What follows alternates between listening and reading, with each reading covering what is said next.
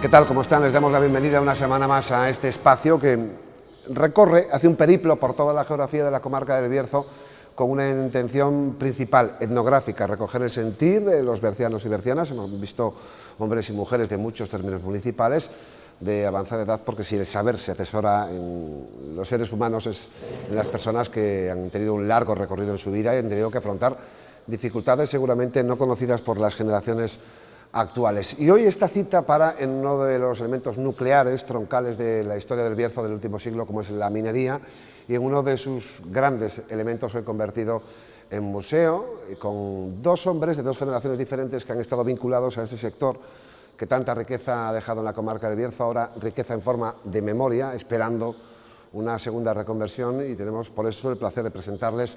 Están con nosotros Erin de la Mata, gracias por estar con este programa en la 8 Bierzo, gracias. A ti por invitarnos. Y también a Javier Falagán, gracias por participar con nosotros. Muchas gracias por la invitación. Fijaros, vamos por el Bierzo preguntando en muchos municipios, gente, pues prácticamente algunos tienen 100 años, hombres y mujeres, otros una edad menor. Primero, ¿cuáles son sus primeros recuerdos de la infancia? Comenzamos, si te parece oportuno, por un hombre que está cercano ya al siglo, con una salud y una... Bueno, estamos viendo radiante, con 90 años, que nació en Folgoso de la Ribera, en una familia en la que había 3 hermanos, en 1932. Todavía no había llegado la guerra. No sé si en la memoria de ese niño pequeño hay algún recuerdo, aunque sea un atisbo de lo que era la guerra. Difícilmente, ¿no? Muy poca cosa. Pero sí después, muy poco más tarde, en los 40, en el principio de la posguerra, quizás tendrás algún recuerdo. Sí, porque a los 5 años, aunque no se iba a la escuela, a los 5 años fui yo, porque era muy bueno y el maestro me llevó a la escuela con 5 años. ¿Y pero cómo era Folgoso en aquel momento? Agrícola, todo el mundo trabajaba en la agricultura y la ganadería, ¿no? Las dos cosas, mineros y también, labradores. Ya había minería. Hacían las dos cosas, sí. Allí unos iban a la zona de Boeza, Quintana Fuseros, Güeña y tal, otros iban hasta Almagarinos, otros a la granja de San Vicente, para tracitas de Brañuelas y la granja, y otros iban a Torre del Bierzo. O sea, una mezcla de medio rural y ya industrial o preindustrial. Se desplazaban, pero todos les esperaban en las tierras cuando venían de trabajar antes de pasar por casa. En este tiempo, sobre todo, no iban para casa, iban para a arar o a segar, lo que fuera, antes de ir para casa. O sea que el trabajo era doble. Se dedicaban... El trabajo era doble. El hogar y el propio trabajo eran dos trabajos. Agrícola, sí. Y eso en la generación de Erin... Anteriores. Y las anteriores, pero la generación de Javier es ya la generación que estaba inmersa en esa Ponferrada del dólar, naciente o medio construyéndose, porque en el momento en el que tú naciste, las grandes infraestructuras en Ponferrada estaban poniéndose en marcha y esto estaba cambiando, de un municipio que tenía apenas 16.000 habitantes a principios de los 40 y que ya había multiplicado por mucho su población, ¿no? Ya en la década de los 50, en finales de los 50, Ponferrada ya estaba rebasando los 35.000 habitantes. Entonces había una situación geográfica radiada. Ponferrada era una rueda cuyos radios indicaban las direcciones principales. Carretera Madrid-Coruña, que atravesaba de este a oeste Ponferrada, la carretera de Orense, la carretera de Asturias y después pues todo lo que era la Puebla en sí, porque la Ponferrada primitiva la teníamos de un lado del puente y la parte alta de Ponferrada. Entonces había una distorsión social, había una distorsión económica entre los de la parte alta y la parte baja. Como dijo muy bien Erin en los prolegómenos, era la parte de abajo la parte trabajadora, donde estaban los empleados, los trabajadores de la MSP, trabajadores de la incipiente Endesa y del Pantano de Bárcena, porque de aquel entonces, en el 59 fue cuando se terminó la construcción de la presa del Pantano de Bárcena, corrígeme Erin si me equivoco, y precisamente tenía ya marcadas las directrices de ser la explosión demográfica por excelencia. Así fue, de hecho. ¿no? Así De como- hecho, en 1960 ya Ponferrada estaba imbuida en esa explosión demográfica, ya no era la conocida ciudad del dólar porque ya había pasado toda la época de posguerra donde el dólar que había venido era originario del Wolfram, que se había explotado en Cadafresnas y se había explotado aquí donde la fuente del azufre. Entonces, todo ello ha aglutinado un contingente de personas, de familias que vienen de Ancares, que vienen de Andalucía, que vienen de otras tierras de León. Se hace una aglomeración de personal en Ponferrada, multirracial no, multiprovincial. Entonces, Ponferrada estalla demográficamente. Hay familias de 6, 8 miembros, la que menos tenía 3 o 4. Eran épocas de salarios muy bajos, eran salarios que inclusive muchas veces costaron en la década de los 60 huelgas y conflictos laborales que afectaron mucho, porque una empresa como la titular de este edificio en su momento estaba atravesando una situación de riesgo laboral enorme, porque estaba toda la cuenca minera de Villablino, Laciana, era un polvorín que además venía contagiado por las huelgas que había en Asturias. Entonces, todo ello confluye en una inestabilidad donde, bueno, pues aquí, hoy por hoy, la gente, hay manifestaciones, hay revueltas, pero de aquel entonces... No es ni parecido de lo que había en aquel momento. ¿Qué va? Ni parecido. Que va, además, hay que hablar del miedo incrustado en las familias, porque aquí se vivió una época muy dura cuando fue la guerra civil y posteriormente aquí se vivió represión muy poca, pero sí había el miedo que entrañó la guerra civil. Enseguida volvemos con tus primeras reflexiones. Regresamos con Edín a antes de haber nacido don Javier, porque a los 15 años comenzó esa vinculación con el mundo ferroviario y del carbón, que son inseparables en la comarca del Bierzo. ¿Cómo fue? Antes pertenecíamos a Minas, en Taller. Sí, pero ¿cómo fue esa primera relación que tuviste con este mundo profesional, abandonando de niño la agricultura y la ganadería Te voy de casa? a decir el porqué. Cuando se salía de la escuela, lo inmediato de casi todos los críos del pueblo, de Guajes para la mina. Era lo que había en el pueblo. Y entonces, igual que habían hecho sus padres, y mi padre no quiso, ni que fuera mi hermano, que era mayor que yo, que sabes que estuvo aquí de jefe de la policía municipal, ni yo. Dijo, a la mina ya fui yo cuando era joven. Y después se le dedicó a la labranza, pero no quiso que fuéramos nosotros. Y fue la cosa de nosotros venir para Ponferrada. ¿Y lo decidiste por qué motivo? ¿Creías que era la oportunidad? No lo decidí, fue mi padre, para que no fuera a la mina. Al final viniste, pero acabaste en el sector. Aunque no acabaste en la mina, acabaste en el sector ferroviario, Bueno, vinculado sí, a la mina, ¿no? Sí, De alguna manera la mina lo era todo. Sí, era sí. la constructora de toda la economía, ¿no? efectivamente. ¿Y cómo fue tu primer conexión con el mundo ferroviario? Recuérdame enseguida. Con 19 años, lo cierto es que no ganaba ni para la patrona. Yo cuando tenía el día libre iba folgoso, me llenaba la cesta y con la misma bicicleta para Ponferrada. Bueno, con 19 años porque fue cuando yo llegué a bicicleta. Antes, a coger el tren a Benvibre, en el autocar o en camiones de transporte, lo que hubiera. Y así fue el empezar la vida ahí. Y a los 19 años, entonces,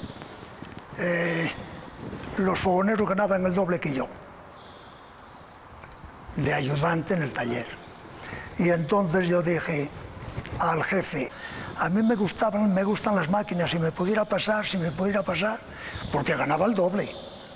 Y así nació tu relación con el mundo ferroviario. Era así, sí. Entonces yo, la cosa de ir de fogonero, no es que no me gustara antes lo que estaba haciendo, era el dinero. Porque entonces la ya economía, empecé, marcaba la economía todo, exactamente. Entonces fue cuando yo empecé a tener ya 5 duros para gastarme, para alternar y ir al cine, etcétera, etcétera. Y en el caso de Javier, empezó de muy pequeñito, no con la minería, pero sí cavando. Cuéntanos esa aventura. Bueno, eso fue anecdótico, pero eso sí, fue una cosa Pero familiar. habló de tu futuro en sí mismo. Una cosa familiar allí en Dehesas, en donde me criaba los fines de semana, las vacaciones, y vivíamos un poco en lo que se puede llamar un paraíso, porque aquello era para nosotros... Vergel absoluto, ¿no? No, porque empezaba de aquella a funcionar el canal bajo del Bierzo. Ya comenzaba el canal. Ya empezaba, ya se había hecho la distribución de canales de riego, ya lo que se llaman las dehesas. Hablamos de los 60, ¿no? Estamos hablando para ubicar al espectador. Estamos hablando 60, de ¿no? la década de los 60, principios de los 60.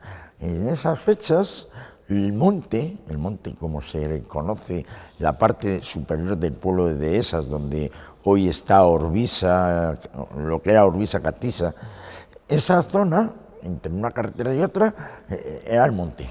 Y nosotros, aun estando más abajo, teníamos situada la finca a la altura del 190 de la carretera que baja a Villaverde, eso también le llamaban el monte, porque todo lo que no era el barrio de San Pedro era monte, era Dehesas.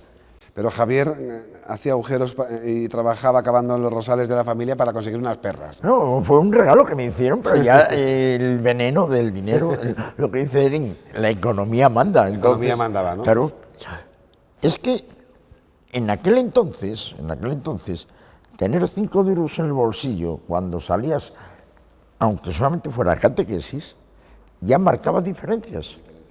Lo que decías por las zonas de Ponferrada de los Claro, barrios. es que, por ejemplo, el hecho de ser de una familia con un cierto apellido o ser una familia que era pudiente o que te podías codear, es que en aquel entonces, bueno, yo tuve la oportunidad de estudiar con hijos de médicos, de ingenieros, de jefes administrativos y de personas que estaban muy bien relacionadas. Esa fue una gran suerte con 10 años.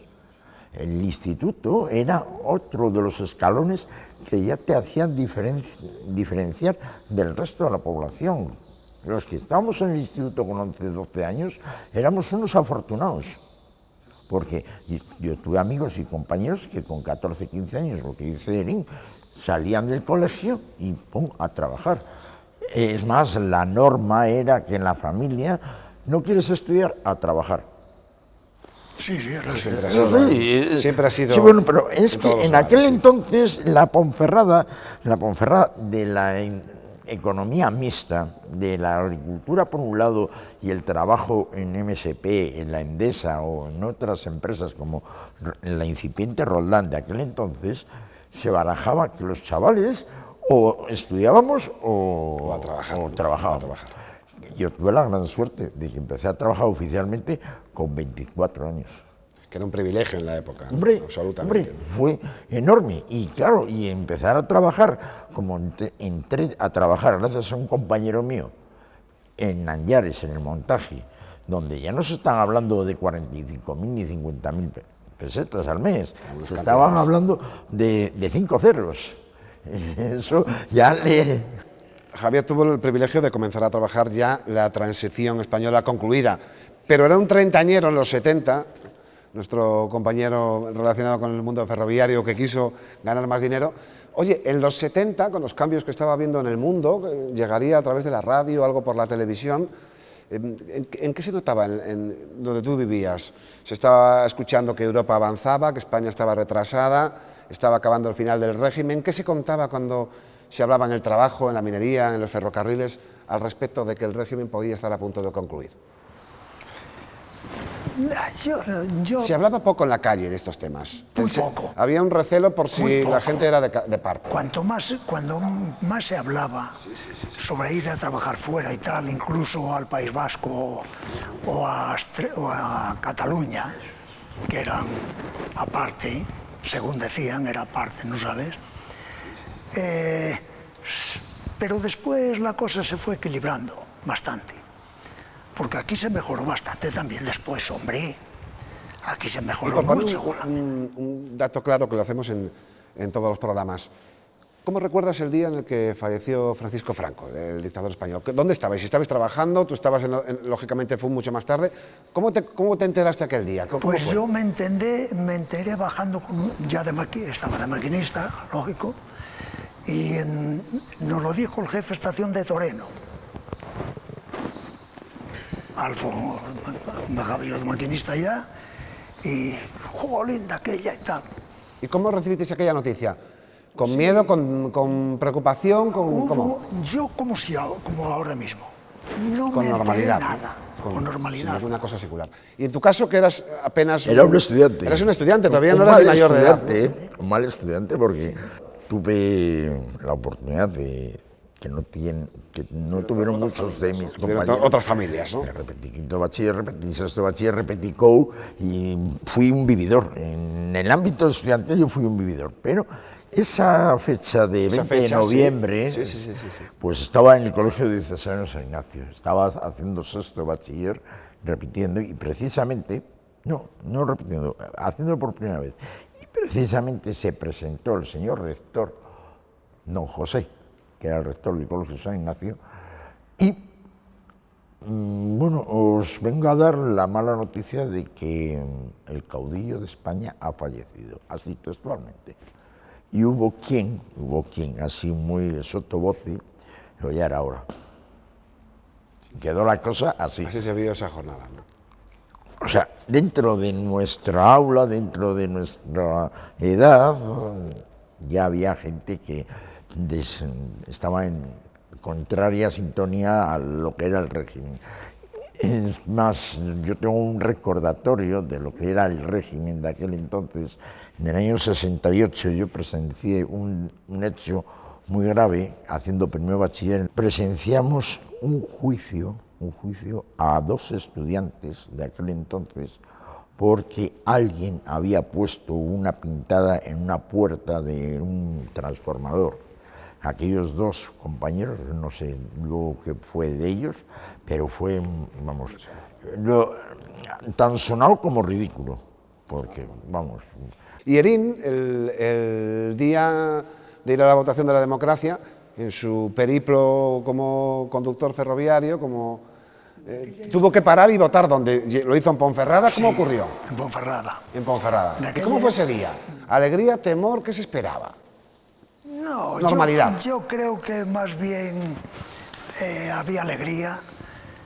Yo creo que había más bien alegría que otra cosa.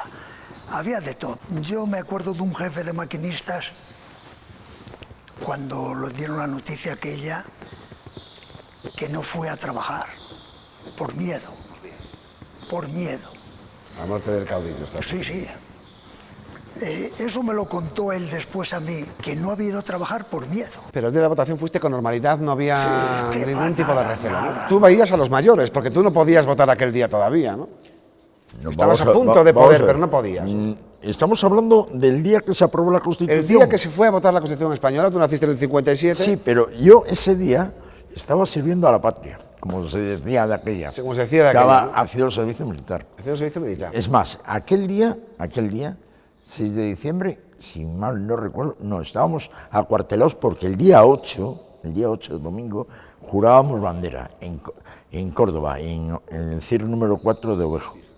Nos hemos pasado de largo en los 60, hemos llegado a los 70, la muerte del caudillo, la llegada de la democracia, pero en los 60 especialmente, tú como niño pequeño, pero ya como un treintañero, don Herín, visteis marchar a muchos bercianos en una tierra donde había trabajo, ¿no? Sí, hombre. Se fueron al extranjero. Vosotros sois de las familias que se quedaron, ¿no? Sí. ¿Qué notasteis? De repente mucha ausencia de personas, no se notó porque llegaba otra gente. ¿Cómo era la Ponferrada de aquel entonces? Los que marchaban se suplían con otros que llegaban, ¿no? Y con aprendices de aquella de las escuelas, de formación profesional. Que fueron claves, ¿no? Sí. Fueron determinantes. La Minero, ya cuando entré yo en la empresa, ya tenía la escuela. Me parece que tu abuelo era uno de los que iba a darlo de fundición. Exactamente. Y tú había hecho unos cursillos, te voy a decir, por CEDECO. Sí, sí, y es que precisamente la escuela que está hablando aquí Erín es la que luego aquí se conoció como el PPO. El PPO, sí. El PPO, que era la preparación de profesionales obreros. ¿Qué ocurre? Lo que está diciendo don Erín tiene su fundamento. En 1948 MSP instaura su escuela de formación a diferentes niveles, a niveles de profesionales de fundición, ferrocarriles, vigilantes, Mucha especialización, ¿no? Mucha. Sí, sí, pero es que además Tornos, fundición... los mejores fresadores y mejores torneros los tenía MSP. Se daba de todos los oficios. En el taller de aquella se desmontaba una máquina y volvía a ser nueva, como de vino de la casa. Pues fijaros, mira, en estas paredes que si hablasen, ¿no? Si hablasen contarían tantas historias de familias humildes que consiguieron un recorrido vital, económico. Erín atravesó casi medio siglo trabajando, 45 años. Si tienes que decir que el ferrocarril dejó algo al Bierzo, ¿qué dirías que ha dejado al Bierzo de hoy, ese ferrocarril que te dio la economía y la subsistencia? Tenía que haber dejado mucho más, porque todo lo que transportó el ferrocarril no dejó muy poco en el Bierzo. El dinero en Madrid, se vendía el carbón en Madrid. El padre de la famosa Aguirre actual, ese era el que vendía el carbón en Madrid. Uno de los comerciales más importantes. ¿No era? Sí, efectivamente. Era consejero de MSP. Lo conocí Menda, por eso te lo digo. Y tú 22 años, casi 23, en el sector administrativo de la gigantesca minero-siderúrgica de Ponferrada, tú en un periodo en el que ya no era tan boyante, era menor, a partir de los 80, aún seguía siendo muy potente, tenía mucho músculo, pero quizá el corazón de su músculo estaba a punto de comenzar a pasar, porque las primeras revueltas importantes de la España democrática fueron a principios de los 90, la gran marcha minera, empezaban los recortes. Bueno, hay que hablar diferenciando la época esa de los 90, que era donde se marcó el hito de la marcha de los 500 a Madrid, la marcha Sí, fue negra. el techo de la minería y caída posterior, ¿no? Digamos que fue grande. Creo que fue la salvación de una sociedad, tanto la berciana como la lacianiega, con una temporalidad marcada, porque ya en el año 80 y de aquella ya se estaba hablando de la reducción de explotación carbonífera y del cierre de empresas mineras. Ya estamos. No se quería pensar todavía en ello, ¿no? Lo que aquí nunca supimos admitir es que venía el lobo y nos iba a comer. Están gritando, viene el lobo, no, el lobo llegó con una serie de avatares, una serie de circunstancias que estaban pergeñadas ya desde el año 84. Todo lo que hemos estado viviendo desde el año que yo ingresé hasta nuestros días tenía todo una consecución y una trascendencia. Pero además de la trascendencia que tiene el sector de la minería y toda la economía ad later, desde el ferrocarril a la mecánica, a la formación profesional, al desarrollo de infraestructuras, a los vehículos, nos queda lo museístico. Nos queda algo que en otros territorios se llegó a perder incluso. ¿Qué representa para vosotros, por ejemplo, que este museo se haya recuperado como testigo de la historia para cuando aquí ya no estemos? Es que ahora se ha vivido de una forma totalmente distinta, hombre, la vida cambió y nos preocupa. Y si nosotros, ya la generación mía, pensaba más en que no fueran lo que había sido tú, que ahora. Porque ahora normalmente la gente se ha formado de otra manera ya, y ya con que sean como los que forman, como los descendientes nuestros, ya se conforman, que no les venga peor. Pero nosotros luchábamos porque no fueran lo que fuimos nosotros. La cosa cambió mucho. Y te quería decir otra cosa. Sí, cómo no. La minero O sea, los ingenieros, sobre todo, que tuvimos aquí en Ponferrada, un asturiano que fue el mejor que conocí yo en talleres, don Ángel Junquera. Todo el que quiso formarse en las escuelas, horas libres, fuera horas de trabajo, tuvo la oportunidad. Por suerte, yo te voy a decir, venía de una escuela de pueblo y yo asistí allí. Esas oportunidades que hacían falta, ¿no? Yo asistí fundamentales. Siempre que pude. Y por último, que se nos acaba... Y aquello, perdona un segundín, ¿sí? Nada más, y aquello fue lo que me... Fíjate a dónde llegó la cosa. Por eso fui yo jefe de depósito.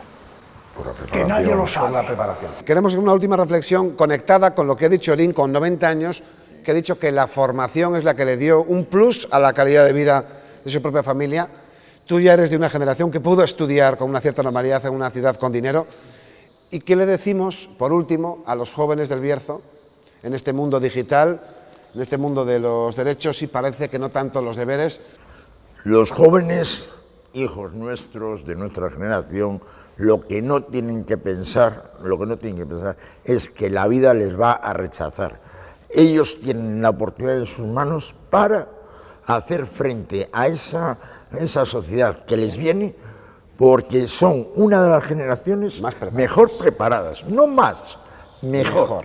Y hay una cosa muy clara, lo mismo que Herín tuvo que superar su situación laboral por la preparación, yo llegué a la Minero con un nivel de CO y selectividad que en su día era ya una barrera muy difícil de superar para mucha gente, y cuando la oportunidad me la sirvieron en bandeja de poder prepararme en cosa de informática, la cogí, pero con las dos manos, porque ya estaba casado, tenía un hijo y precisamente teníamos que hacerlo, como Herín decía, fuera de las horas de trabajo, y eran las 9, las 10 de la noche cuando a lo mejor llegabas a casa. La formación cambió la vida de Herín, la formación cambió también la vida de don Javier. Sin formación no hay nuevos nichos de mercado, no hay nuevas oportunidades para nuestro territorio, investigación, desarrollo, coraje y valentía, como han tenido estas generaciones que hoy aquí en el Museo de la Energía, en la Fábrica de Luz, nos han explicado y han aportado este acervo popular, esta radiografía berciana